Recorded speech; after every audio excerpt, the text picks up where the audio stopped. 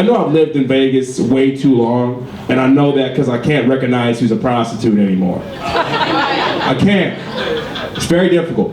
3 years ago, after a show, me and this woman exchanged numbers. And then I hit her up, I go, hey, would you like to hang out? And she goes, oh, hanging out is $200. Now, being black, I don't like to put a price on somebody, but being Filipino, I knew 200 was a bit high. That's a retail price on yard sale pussy. That's what that is. Sometimes you gotta Kelly Blue Book a bitch. You know what I'm talking about, Vegas. Okay?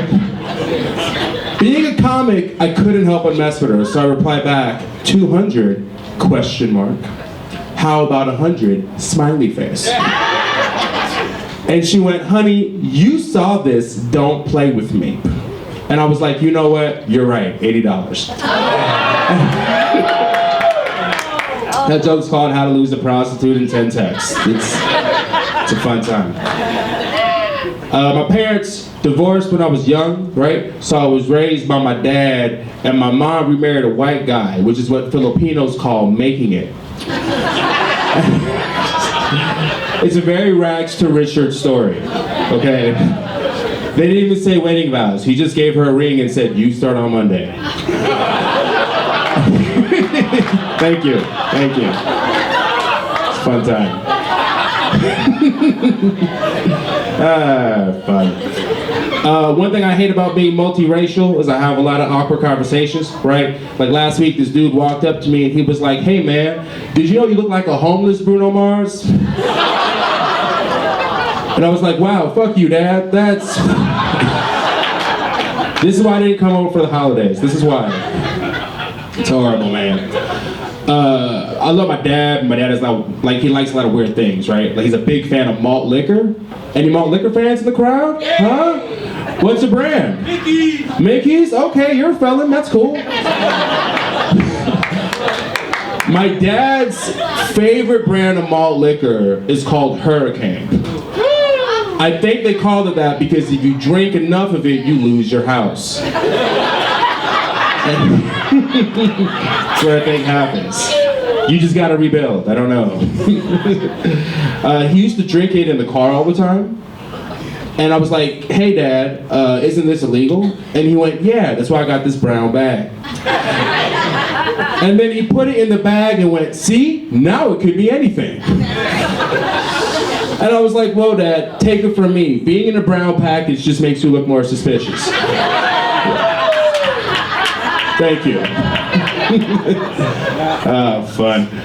I know you guys may have recently heard, right? The city of Las Vegas just put a ban, pretty much making it illegal to be homeless.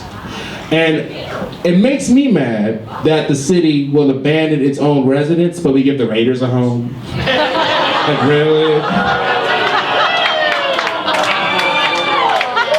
The stadium's already built. Just put the homeless on the team. No one's gonna notice. They're the Raiders.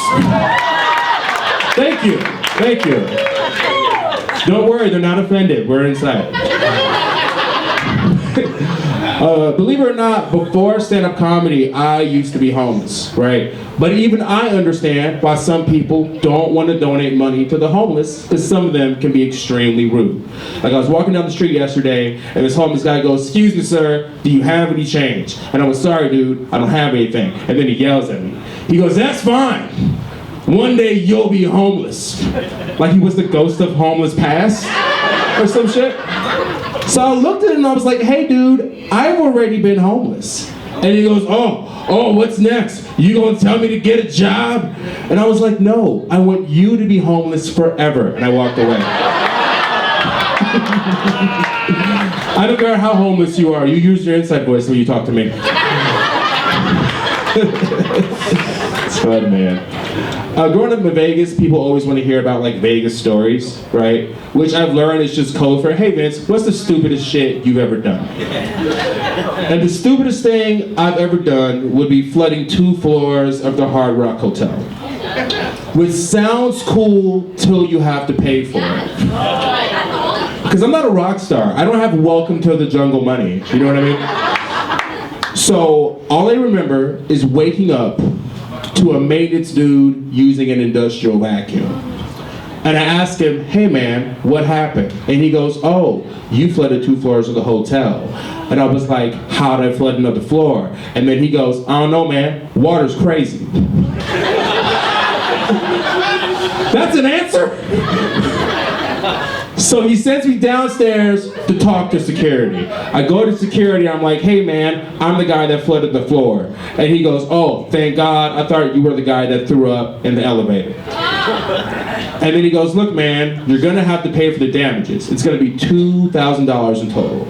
And I was like, okay dude, what if I can't pay all that right now?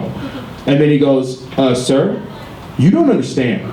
If you don't pay off these damages, we can't let you leave the hotel. And I was like, no, you don't understand. I'm totally fine living here. My dad's been divorced 3 times. This won't be the first time I've lived out of a hotel. Scary man. I will change my address to the Hard Rock. You don't know me. So then security came.